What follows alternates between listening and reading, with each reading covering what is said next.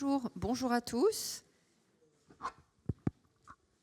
Bienvenue donc à cet atelier Cap vers le cloud de confiance. C'est surtout un retour d'expérience d'AG2R La Mondiale avec Pierre-Emmanuel Leparco et notre partenaire Sphère avec Cefedin. C'est toi qui as la pète.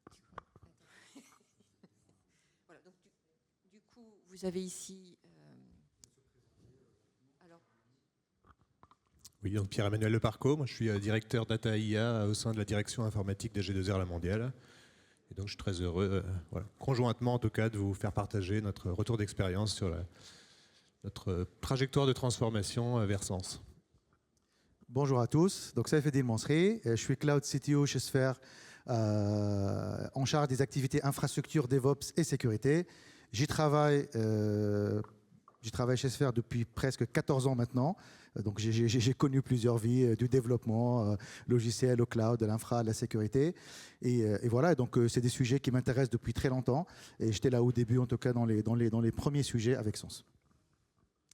Et moi-même, donc j'ai rejoint les équipes Sens il y a plus d'1 an maintenant. Et je suis en charge du secteur assurance au niveau commercial. Et donc j'ai la joie et le bonheur de m'occuper d'AG2R La Mondiale, entre autres. Ça marche pas.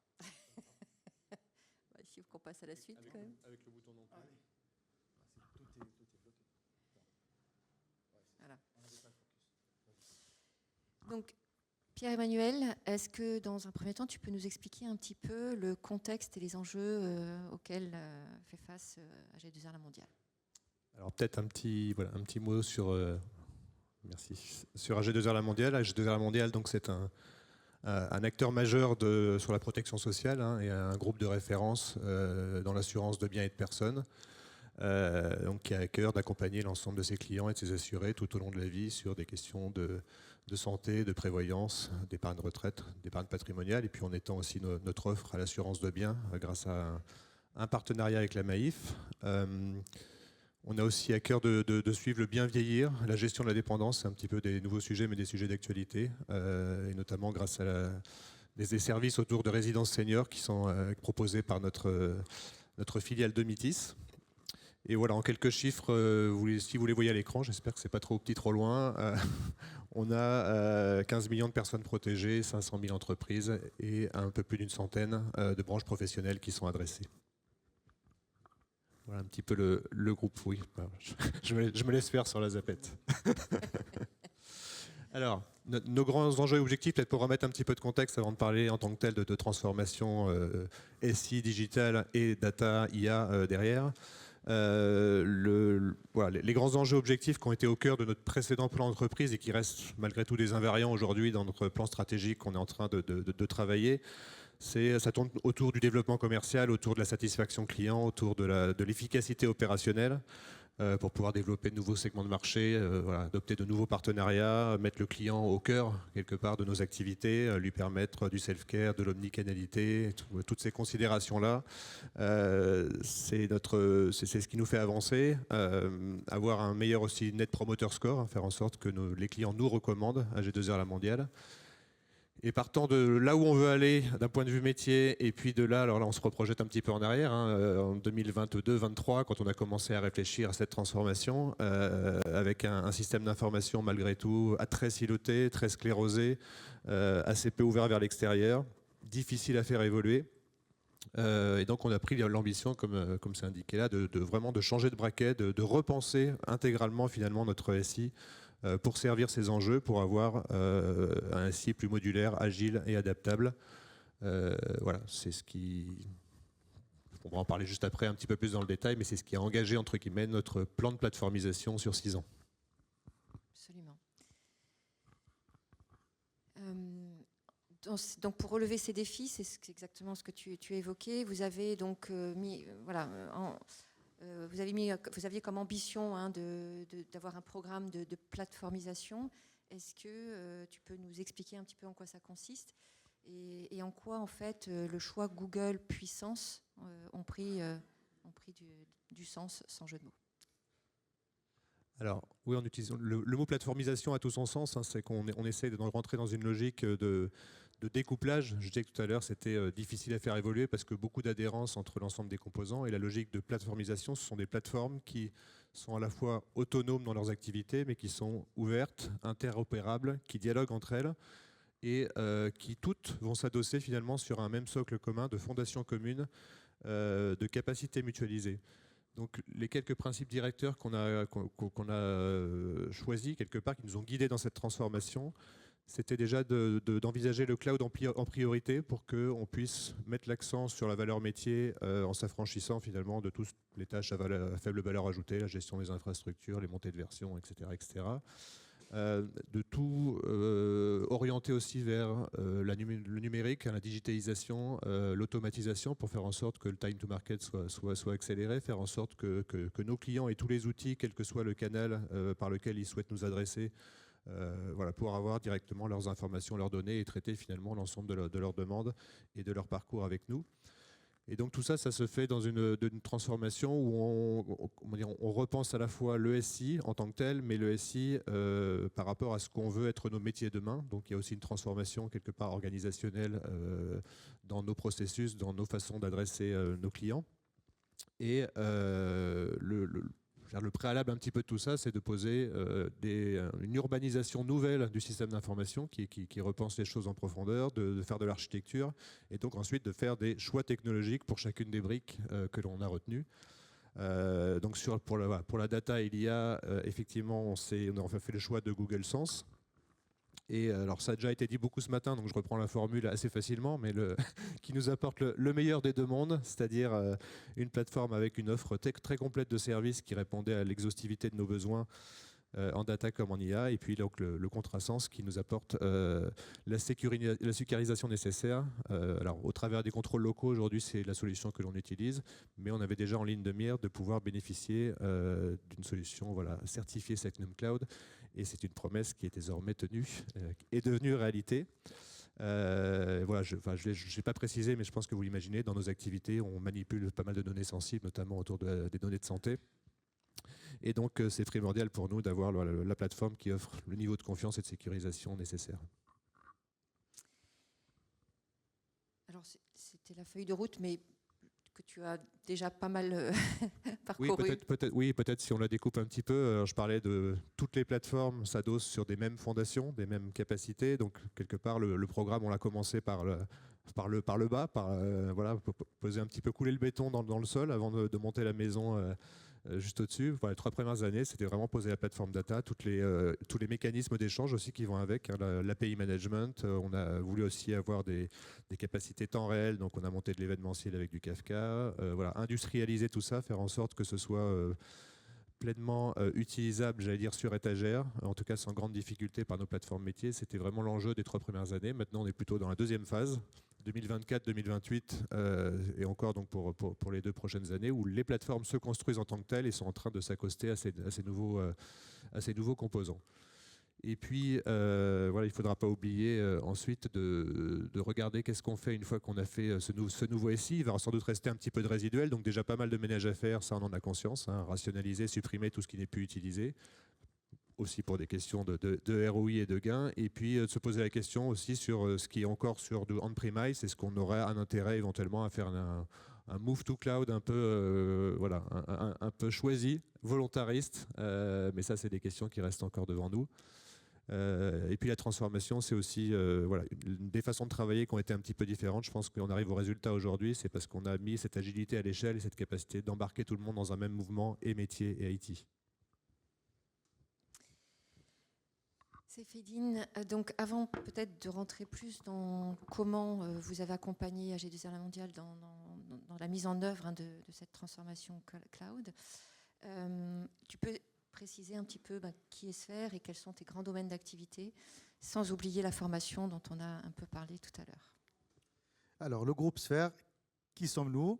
Alors, le groupe Sphère, c'est une société d'excellence et d'expertise technologique qui est présente principalement en France, au Luxembourg et en Belgique. Moi, j'aime bien dire qu'on est très franco-français, en quelque sorte.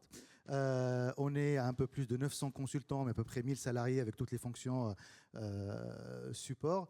On fait un peu plus de 110 millions de chiffre d'affaires. Je pense qu'on atterrira à 120 millions de chiffre d'affaires en fin de fiscale en mai. Et voilà, on est aussi très reconnu dans l'écosystème Google Cloud et Cloud au sens large, où on a formé plus de 5000 personnes l'année dernière. Alors, le groupe Sphère, c'est aussi 4 entités et 4 métiers complémentaires. Et c'est là où ça prend tout son sens, son jeu de mots aussi. Je ne peux pas m'en empêcher de ne pas la faire. Mais voilà, pour accompagner un acteur comme AG2R et se positionner comme l'acteur de confiance, qui est un catalyseur, qui est un peu une sorte en fait, d'ion entre le cloud provider et le client. Donc nos métiers, c'est le consulting à travers WinVision, l'engineering avec Sphère, la société que j'ai intégrée il y a 14 ans, Institute avec la formation et le tooling avec les plateformes et produits packagés comme à disposition de nos clients. Donc si on rentre un tout petit peu dans le détail, donc la partie WinVision Consulting, c'est un peu nos consultants qui sont là pour faire de la stratégie, pour construire des roadmaps, pour accompagner les C-level. Et nos consultants vraiment ont joué un rôle crucial, en tout cas dans le projet AG2R, puisqu'ils étaient là dans les postes avant-gardistes pour faire de la culturation, pour faire de l'onboarding dans un nouveau monde, clairement, et aussi faire un peu du change management et la constitution des centres d'excellence technologique. Donc on a 3 univers, comme on les aime appeler chez WinVision, le produit, la plateforme et la data. Donc on a quelques succès clients, bien évidemment, au-delà d'AG2R, la mondiale, puisque voilà, on est amené à accompagner plusieurs clients, quel que soit leur domaine d'activité. Mais on a vu clairement qu'il y a une explosion ces dernières années, tout ce qui est assurance et banque, notamment avec la disponibilité de certaines solutions viables qui leur permettaient d'embrasser les technologies cloud. Donc on a Sphère Engineering, ce que nous, comme on a appelé, c'est un peu nos activités cœur, hein, c'est un peu le build, le développement logiciel, c'est la data, c'est le cloud que j'incarne. Et d'ailleurs, on a été couronné en 2023 comme étant le partenaire de l'année avec Google Cloud sur la partie service en France. La partie formation, c'est notre fer de lance aussi, et par qui on commence, parce que s'il n'y a pas de formation, s'il n'y a pas de montée en compétences, s'il n'y a pas de marché, il n'y a pas de projet. Donc on a besoin de former les gens. Et donc là, on a des parcours de formation, que ce soit officiels à travers les éditeurs ou les ISV, hein, chez Google, chez d'autres hyperscalers, mais aussi des ISV comme MongoDB, GitLab, ainsi de suite. Et on a aussi des formations maison. Typiquement, on a une formation qu'on a produite ces derniers temps qui est développeur augmenté, qui est adaptée en tout cas aux développeurs, je dirais, 2.0. Et on a été aussi awardé pendant 2 années de suite, 24 et 25, comme étant le partenaire de l'année formation avec Google sur la partie EMEA, au-delà de la France, parce qu'on est aussi amené à accompagner des grands groupes sur plusieurs filiales à travers toute la région. Donc, bon, je pense WinVision, cet institut, pas besoin de trop s'attarder, mais on est aussi Calliope, voilà, on a énormément de partenariats et tous les ans, on fait plusieurs sessions à thème. Et donc, il y a en tout cas une annonce très intéressante, en tout cas personnellement, qui me tient à cœur parce que j'étais au cœur du réacteur, qui est la formation Cloud de Confiance Leader, qu'on va être en capacité de la délivrer à partir d'avril 2026. Sphère, c'est aussi un écosystème de partenaires et nos partenaires sont aussi triés sur le volet pour pouvoir apporter une réponse, une architecture SI qui soit cohérente dans Google, dans Sens, mais au-delà, parce que clairement, on peut pas se contenter uniquement des services proposés par la cloud provider et n'importe quel client a forcément des solutions existantes ou des besoins pour aller en chercher d'autres. Merci, Céphine. Le projet de plateformisation, ce qui était un peu un des piliers majeurs, c'était la plateforme data. Est-ce que tu peux nous expliquer un petit peu, du coup, quels étaient les enjeux et l'ambition et encore une fois, pourquoi est-ce que l'adosser à un cloud provider souverain comme Google et Sens était important? Alors, ce choix sur la data, il a effectivement été guidé, je vais enfoncer quelques portes ouvertes, hein, cette réflexion sur on a besoin d'aller vers le cloud ça s'est devenu une évidence, voilà, par la facilité entre guillemets qu'on allait avoir sur des services managés disponibles, sur la scalabilité de la plateforme, sur voilà, tout ce qu'est le cloud aujourd'hui. Donc on avait voilà, une certitude par rapport à ça, se poser effectivement dans notre contexte et notre gestion de données sensibles, voilà, comment on allait pouvoir faire, vers qui on allait pouvoir se tourner en toute confiance avec la trajectoire de sécurisation, et c'est ce qu'a apporté Sens. Et donc voilà, on a été assez vite séduit par cette offre. Enfin, je le rappelle, au moment où on a fait ce choix-là, vous étiez les seuls à proposer, en tout cas, cette possibilité, cette visibilité vers l'avenir qui nous a séduite. Après, si on se revient un petit peu sur notre contexte, au-delà d'aller dans le cloud, c'est aussi tout un travail de repenser un petit peu la data différemment. Je disais qu'on partait d'un SI.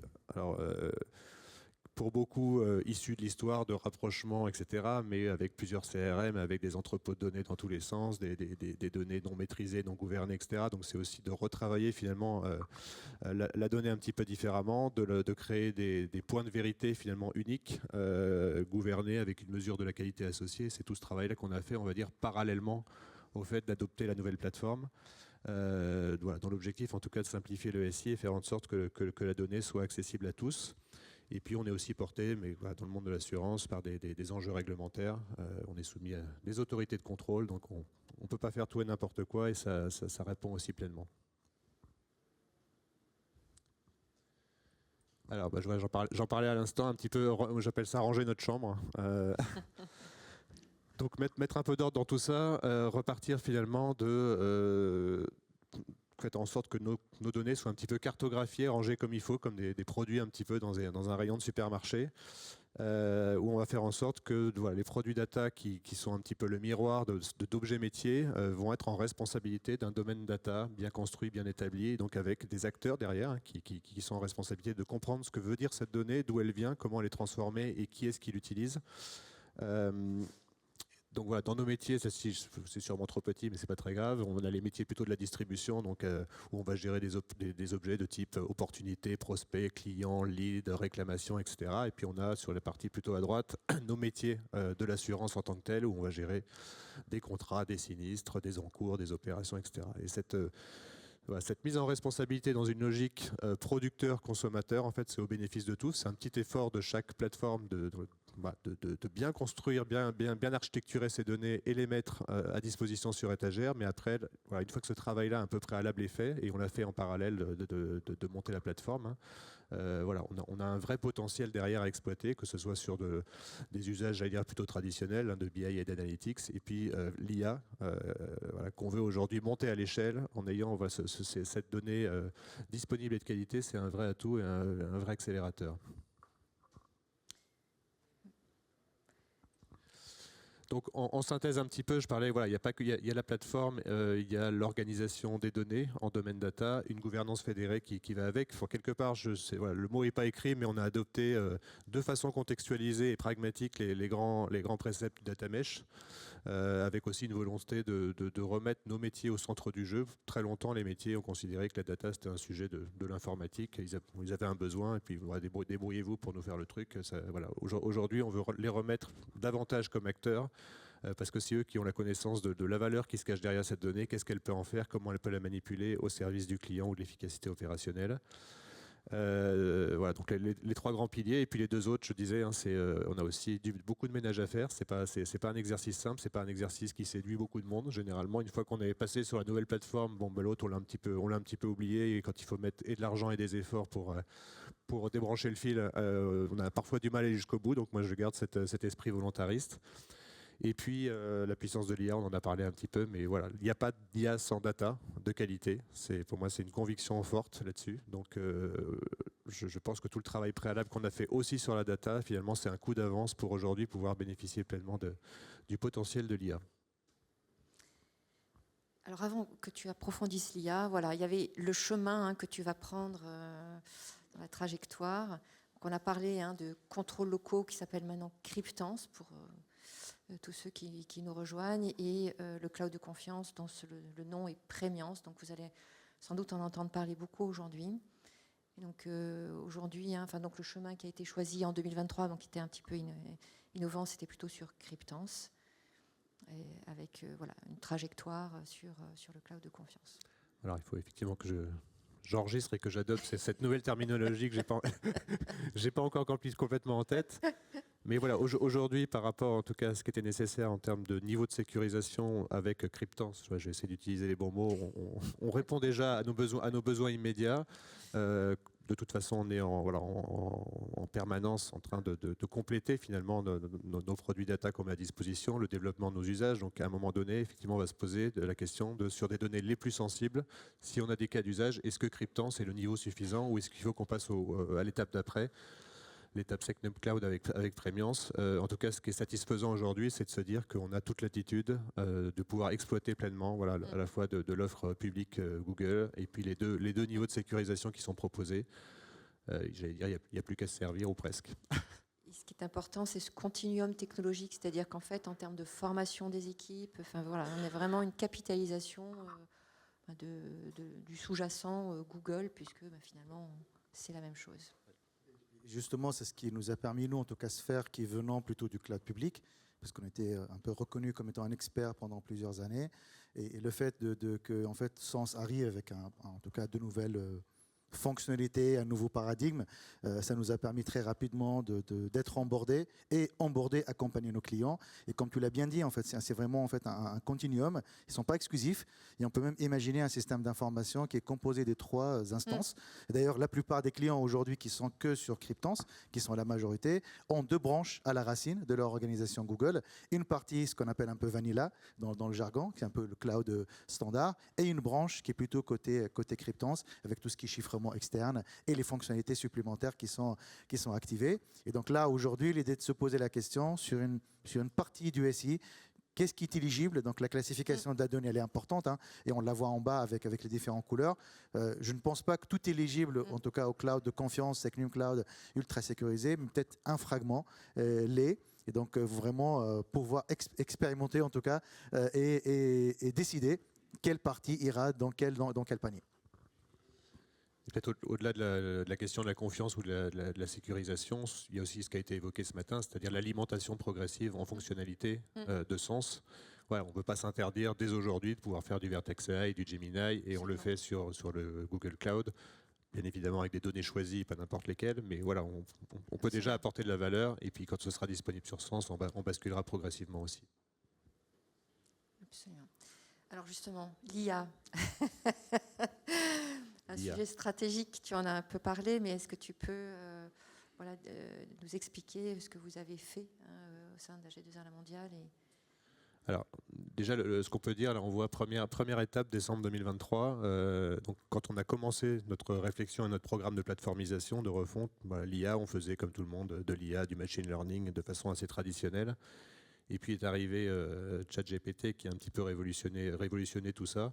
Donc on a aujourd'hui voulu vraiment prendre le train en marche, ne pas manquer cette opportunité d'apporter cette nouvelle valeur, cette nouvelle motorisation pour faire plein de choses. Les premières étapes que l'on a fait, c'est déjà de pouvoir proposer justement à l'ensemble de nos collaborateurs un équivalent ChatGPT interne et sécurisé qui a été mis en place très rapidement. Et de pouvoir le déployer finalement progressivement de façon cercle-concentrique quelque part, d'abord à des utilisateurs un petit peu formés, avertis, notamment sur les logiques de prompting, sur l'éthique autour de l'IA, etc. Et puis progressivement, c'est cette acculturation et cette formation, on l'a donnée à l'ensemble de nos collaborateurs. Et en fait, l'intérêt, c'est que chacun y trouve l'intérêt qu'il veut aller chercher. Que ce soit sur la productivité, sur la création de contenu, des synthèses de compte rendu de réunion ou d'aller chercher des informations dans un document. Enfin voilà, il y a plein de cas d'usage qui se matérialisent pour les plus fréquemment utilisés par une logique d'assistance. Ces assistants peuvent être mis en visibilité et du coup réutilisés par d'autres collaborateurs. Donc nous on a une marque chez AG2R La Mondiale sur l'IA, ça s'appelle Almia. Donc c'est tout simplement ALM pour AG2R La Mondiale, IA pour IA. Voilà. Mais du coup c'est notre marque de référence qui a commencé à naître au travers de ce chatbot sécurisé. Donc on appelle désormais AlmiaBot et puis qu'on est en train d'étendre en fait sur pas mal d'autres notions. Alors je ne sais pas si c'est, vas-y on peut passer le slide d'après. voilà, je disais donc 80%, je vais peut-être pas changer le chiffre, mais aujourd'hui l'ensemble des collaborateurs, en tout cas, ont à disposition à la fois la plateforme et la formation qui va avec, et puis aussi une gouvernance qui s'est mise en place. Et voilà, la famille Almia s'étend. Donc on a aussi aujourd'hui de l'intelligence artificielle mise en application en fait pour accompagner et assister certains utilisateurs dans leur processus métier, par exemple au niveau du marketing pour faire de la génération de contenu sur des communications, la capacité à venir aussi aider un conseiller en relations commerciales dans l'interaction qu'il peut avoir avec le client qu'il a en ligne, pouvoir plus facilement faire des résumés d'appels, regarder la qualité de la façon dont il a traité finalement la communication, ce qu'il a posé les bonnes questions, etc. par rapport à la procédure, je ne sais pas si c'est le mot, mais voilà, ce qu'on attend de lui. Donc c'est des choses qui sont vraiment intégrées dans les activités, dans nos métiers.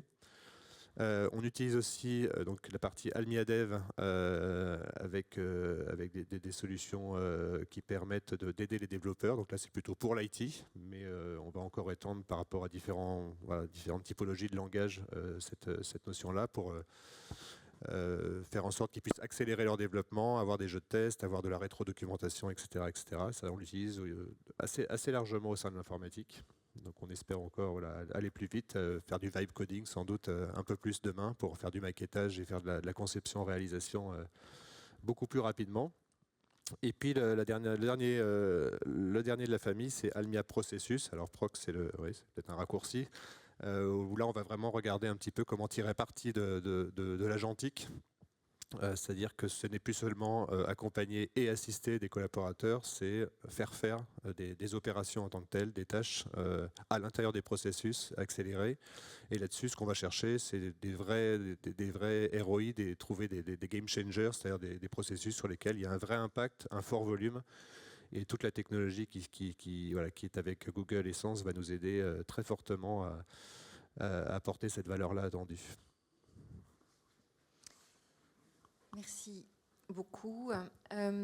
Seyfeddine, comment est-ce que, donc tu as expliqué un petit peu le périmètre d'activité de Sphère, mais comment vous avez spécifiquement aidé AG2R La Mondiale pour le programme donc, de transformation et plateformisation et les plateformes data? Donc, comme je disais précédemment, donc, on a un partenariat, en tout cas stratégique, naturel, qui s'est formé avec Sens dès les premiers jours. Hein. Nous, on a trouvé que c'était normal, vu notre historique avec Google Cloud. Et si vous voulez, en fait, je peux rappeler aussi un peu les différentes étapes où j'ai rebrandé le mot pour mettre cryptant, c'était contrôles locaux. Moi j'ai pas du mal à le dire, j'ai du mal à l'écrire. C'est un peu contre-intuitif, je vous avoue. Quand je me pose la question, le 3, elle est avant le i, après le i. Voilà, c'est un peu compliqué, mais bon, on va s'habituer. En tout cas, sachez que en fait, dès la première version de Cryptance de Sens, donc on a adapté notre offre existante de Landing Zone, qui est un peu les fondations pour n'importe quel projet, et qu'on a pu proposer justement à AG2R. Donc c'était vraiment la première étape. Elle est technique, technologique, pour bâtir des bases solides pour une future plateforme sur Google et sur Sens. Nous aussi, on est un peu technophile dans l'âme, donc on aime bien aussi tester les technologies. Donc nous aussi, on est partenaire et client de Sens. Nous aussi, on a nos propres plateformes Cryptance et Premiance aujourd'hui, où on va expérimenter, on va faire des POC, on va faire des MVP, on va faire des tests pour être en tout cas en capacité de conseiller concrètement nos clients par rapport à ce qui se passe réellement sur les produits. Donc Pierre-Emmanuel a parlé de leur plateforme Almia, mais Almia se base sur un cœur qui est notre plateforme GenAI qui s'appelle Raise. On y reviendra juste après. Et donc nous, on a travaillé aussi sur le portage de Raise et sur Cryptance, sur la partie chiffrement externe. Et donc là, moi, je n'ai qu'une seule aide. D'ailleurs, je suis content quand j'ai vu dans la keynote, il y a Vertex.ai qui va arriver, notamment avec Model Garden dans quelques mois. Et là, nous, on attend que ça. On est sur les starting blocks pour pouvoir aussi proposer notre plateforme d'IA générative maison à nos clients, où on vend clairement le code qui est peut-être utilisé par nos clients comme ils veulent en marque blanche. Et là aujourd'hui on a plus d'une trentaine de clients sur différentes plateformes, même en dehors de Google Cloud d'ailleurs, sur d'autres cloud providers, voire on-prem, parce que c'est quelque chose qui est complètement containerisé, qui peut se déployer sur du cube, peu importe l'endroit, du moment qu'on a des API d'IA fondamentalement. C'est pour ça qu'on attendait Vertex.ai. L'été dernier, on était aussi embarqué dans l'Early Adopter Programme de Premiance, de Sens. dans lequel, pareil, on a pu adapter notre fameuse landing zone. C'est un peu plus compliqué parce que c'est un sous-ensemble de produits avec un nouveau paradigme lié aux univers. Je ne sais pas si vous êtes à l'aise avec le sujet, mais Google en fait a créé une sorte de bundle, ce qu'on appelle le Trusted Partner Cloud. C'est une sorte un peu de pré-packaging, un sous-packaging de Google Cloud qui peut être déployé à travers des partenaires de confiance. Donc, il y a d'autres initiatives, bien évidemment, en dehors de la France. On peut le citer en Europe, au Moyen-Orient. Et donc, il y a qu'un sous-ensemble de services qui sont supportés, plus un certain nombre de mécanismes différents, notamment la notion d'univers, puisqu'on ne tape pas les API de Google directement, mais on tape les API du partenaire de confiance. Et donc là, pareil, on a été aussi en discussion à la fin de l'année pour la formation Cloud de Confiance Leader, personnellement que je co-construis et que je supervise, et qu'on va être en capacité de délivrer à partir d'avril 2026. Et comme je disais, on attend avec impatience de pouvoir porter Raise aussi sur Premiance. Notre partenariat technologique avec Sens, et c'est ce qui nous a permis en tout cas d'accompagner AG2R, on part souvent d'une fondation qui sont les landing zones. Nos équipes data platform arrivent très rapidement pour aller soit déployer des plateformes type cloud ou migrer des applications existantes métiers chez AG2R et chez d'autres clients directement dans le cloud. La construction des plateformes IA, mais aussi le développement logiciel. Il ne faut pas oublier que Sphere, historiquement, c'est une société de développement logiciel. Et aujourd'hui, on a une capacité d'accompagner. D'ailleurs, je pense qu'au moins la moitié de nos activités, c'est du développement logiciel. Peu de gens le savent, parce qu'on fait beaucoup de bruit, on parle beaucoup de cloud, de data d'IA, mais le cœur de notre business reste quand même le développement logiciel, front, back, mobile ou autre. Et donc la plupart de nos développeurs aujourd'hui, sans faire du buzz, mais sont la plupart augmentés ou au moins on va dire, sensibilisés par rapport à l'usage de l'IA dans leur quotidien. Raise, donc rapidement, donc c'est notre solution IA de confiance, clairement aujourd'hui, qu'on a développée en interne et qu'en tout cas qu'on vend en mode starter kit pour nos clients. On vend vraiment le code source en mode open, et le client a la possibilité par la suite d'aller adapter l'application, de faire un front qui correspond à ses standards, de pouvoir après l'étendre, ainsi de suite. La formation, donc je vous ai mis un peu en avant-première quelques informations, notamment les objectifs de la formation qui correspondent un peu aux modules qui seront présents. Donc la formation elle est constituée de 5 modules. L'idée c'est de pouvoir comprendre d'abord la valeur du cloud de confiance. C'est vraiment un tour de raison, un état des lieux aussi réglementaire pour expliquer tout ce qui est Cloud Act, tout ce qui est FISA 702, tout ce qui est loi européenne, tout ce qui est Schrems, EUCS. Pareil, démystifier la qualification Secnum Cloud, parce que je pense que peu de gens connaissent exactement de quoi il s'agit. Et enfin, savoir positionner les différentes offres de sens. On les a vues tout à l'heure dans le continuum technologique, le Google Cloud public, la partie cryptance et aussi la partie premium avec des modules dédiés. Et enfin, on va présenter des use cases concrets d'utilisation de la plateforme. Classique, c'est comment je peux migrer vers du GKE, comment je peux créer une data platform, comment je peux déployer une plateforme IA, ainsi de suite sur le nouveau cloud qui est Premiance. Et on sera ravis, en tout cas, si vous voulez passer à notre stand pour en discuter plus en détail par la suite. Voilà, je te laisse. Vas-y. Juste pour compléter, l'aide, l'accompagnement de Sphere était vraiment précieux. Alors, on était plutôt concerné sur la partie landing zone et data, mais c'est un vrai accélérateur. Prenez-le en compte si vous faites cette aventure de passer ne serait-ce que d'on-premise sur du cloud. C'est un vrai changement, des vrais réflexes nouveaux.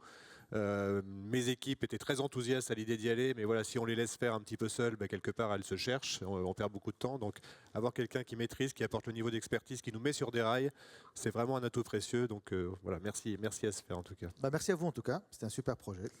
Tu as un petit peu anticipé. Commencer le début d'une conclusion. Exactement, voilà. Tu as anticipé la conclusion. C'était pour réussir ces projets de transformation, quels sont le ou les 2 facteurs clés de succès. Donc je peux continuer.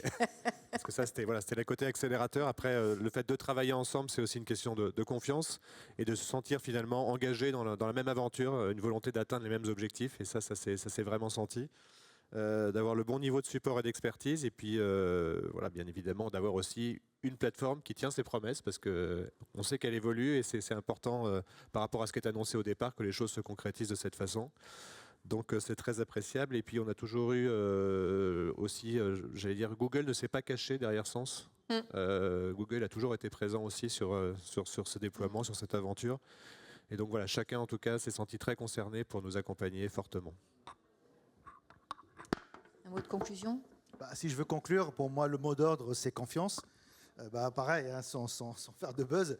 Mais c'est vrai que c'était une relation un peu quadripartite, si tu veux, et tu l'as bien cité. Hein, c'est-à-dire qu'il y avait le client, AG2R, le fournisseur de technologie qui est Google, fondamentalement, l'acteur, le provider de confiance, Essence, et Sphere comme étant intégrateur. Et c'est vrai, voilà, donc l'idée, c'était un peu de travailler la main dans la main. Et on avait un objectif commun, c'était de réussir le projet. Et je pense que ça l'est, au moins en grande partie. C'est pas fini. C'est pas fini, on est au milieu de l'aventure et j'espère que ça va continuer, notamment à travers Prémiance. Voilà. Je pense qu'il nous reste 5 minutes de mémoire. On était très efficace. On a été topissime. Pour des questions-réponses, si vous en avez. Ça a été là. Merci beaucoup d'abord pour le partage. Peut-être une question, ça a été évoqué, mais sur les différents offres, donc le public, Cryptance et Prémiance, on a beaucoup parlé de la data. Il y a d'autres critères que la sensibilité de la data qui justement permettent d'orienter ou décider quel workload va sur quel cloud. Je l'ai évoqué un petit peu tout à l'heure sur finalement les services disponibles. Voilà, l'écart que l'on a, alors quelquefois l'écart est court, quelquefois il est un petit peu plus long, entre des choses qui arrivent tout de suite sur Google Cloud et que on veut pouvoir bénéficier rapidement, tester ou apporter de la valeur avec ça, et puis le temps que ça peut prendre pour arriver sur Sens. Mais ça nous permet déjà de nous acculturer, de mettre nos collaborateurs sur ces nouveautés-là. Et comme je citais l'exemple sur Vertex AI, on n'a bien évidemment pas attendu que ça arrive sur Sens pour y aller et faire déjà plein de choses. Donc c'est le deuxième composant. Il y a la sensibilité des données et la disponibilité des services. C'est les deux axes majeurs, en tout cas, de réflexion. Est-ce que ça veut dire que Prémiance est la cible pour l'ensemble du SI d'AG2R? Pas nécessairement, ça a été évoqué. On peut fonctionner aussi dans des logiques hybrides. On a des données, il y a une classification des données qui se cache derrière sur des données, j'allais dire, publiques, c'est pas le mot, mais en tout cas non sensibles. D'autres sensibles, d'autres critiques. Quand on va parler effectivement des données de santé, on sera dans une classification critique. Donc on peut imaginer héberger de façon un petit peu différenciée les différentes données à plusieurs endroits et avoir une gestion hybride de tout ça. Moi, j'aime bien prendre l'exemple, souvent pour parler de ça, dans un logement. Vous ne mettez pas une porte blindée à toutes les pièces. Vous savez, on a différents types de portes et différents types de loquets. Vous avez une porte blindée, en général des portes blindées à l'extérieur, là où vraiment c'est sensible. Après, il y a des pièces avec des clés, des pièces avec juste un loquet parce que c'est un bureau ou c'est une salle de bain, parce qu'on ne veut pas rester bloqué à l'intérieur. Voilà, donc il faut adapter, je pense, sa stratégie de choix, d'environnement, suivant les critères de sensibilité de données, mais aussi aujourd'hui de disponibilité des services, mais aussi des compétences. Parfois, on n'a pas forcément les compétences à date. Il faut peut-être attendre un petit peu le temps que les équipes soient un peu plus matures pour aller vers un environnement un peu plus régulé et un peu plus contraignant, qui est typiquement Prémiance, il ne faut pas se leurrer. Hein, on achète aussi un peu la souveraineté avec des contrôles renforcés qui vont limiter certaines actions. Et pareil, même si les produits sont disponibles, vous n'allez pas avoir toutes les fonctionnalités. Parce que toutes les fonctionnalités ne sont pas forcément compatibles avec la doctrine Secnum Cloud ou souveraineté. Il y avait une autre question, il me semblait. Là, j'avais une main se lever. Ouais.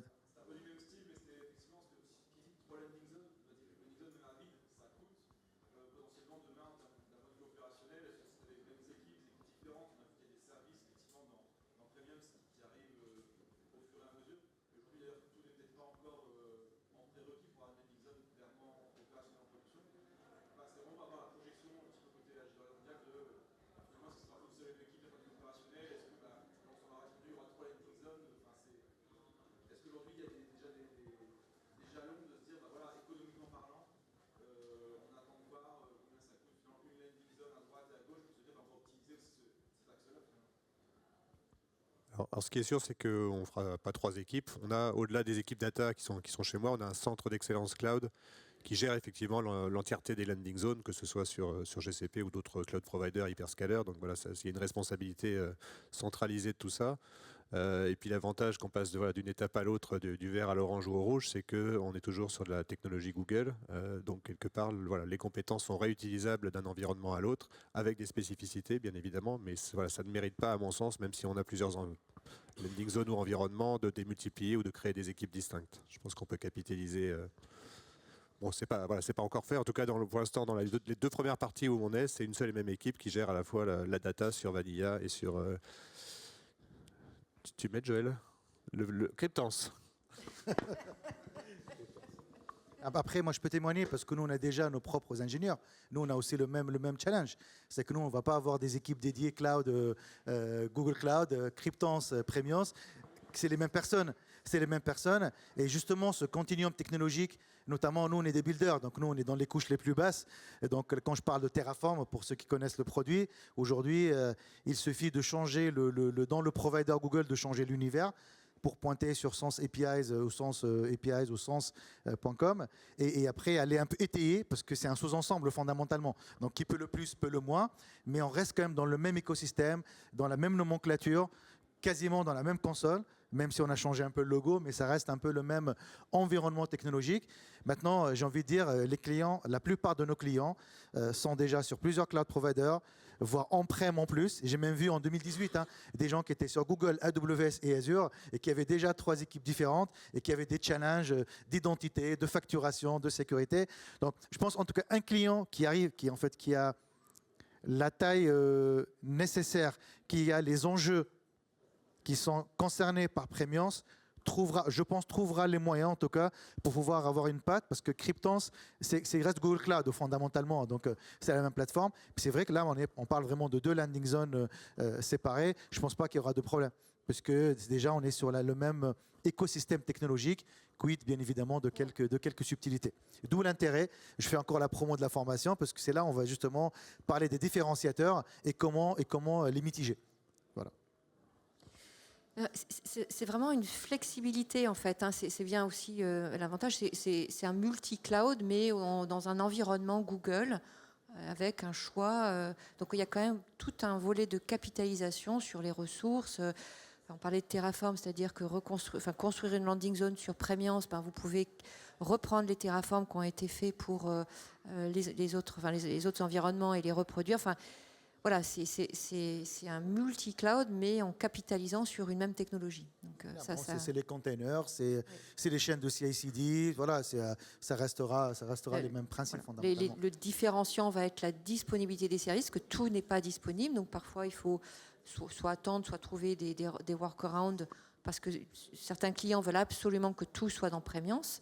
Et comme tout n'est pas disponible, il faut en attendant trouver des articulations pour que ça fonctionne. Mais on est vraiment dans un continuum de technologique. Je pense qu'on est pas mal. Merci à vous. Merci à tous. Un grand merci. Et bon summit.